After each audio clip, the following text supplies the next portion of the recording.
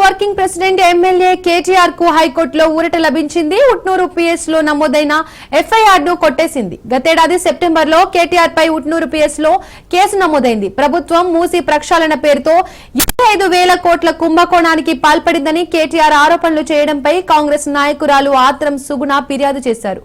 ఆత్రం సుగుణ ఫిర్యాదు మేరకు కేటీఆర్ పై పలు సెక్షన్ల కింద ఉట్నూరు పోలీసులు కేసు నమోదు చేశారు. కేసును కొట్టివేయాలని కోరుతూ కేటీఆర్ హైకోర్టును ఆశ్రయించారు. ఇరువైపు వాదనలు విన్న కోర్టు ఎఫ్ఐఆర్ ను కొట్టివేసింది.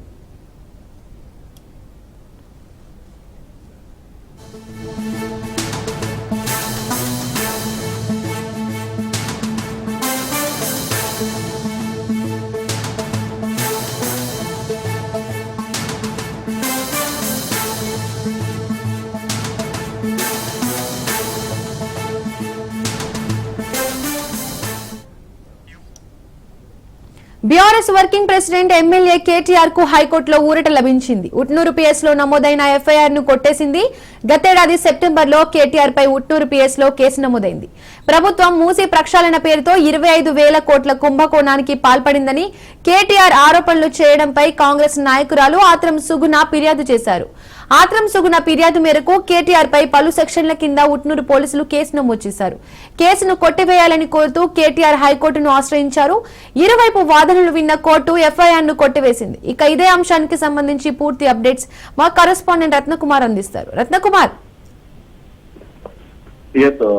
కేటీఆర్ కు గతంలో నమోదైనటువంటి కేసుకు సంబంధించి ఊరట దక్కింది.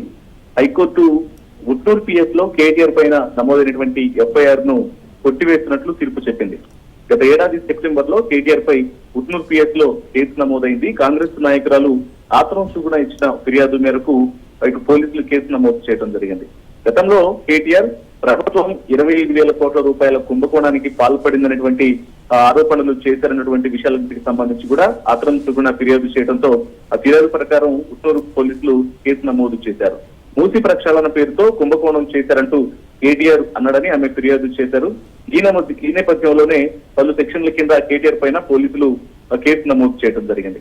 ఇక ఈ కేసుకు సంబంధించి కూడా ఇవాళ ఇటు ఆర్గ్యుమెంట్స్ జరిగాయి. ఇరువైపుల వాదనలు విన్న తర్వాత జస్టిస్ కె లక్ష్మణ్ కేటీఆర్ పైన నమోదైనటువంటి ఎఫ్ఐఆర్ ను కొట్టివేస్తూ కూడా తీర్పు చెప్పడం జరిగింది. Right Ratnakumar, thank you.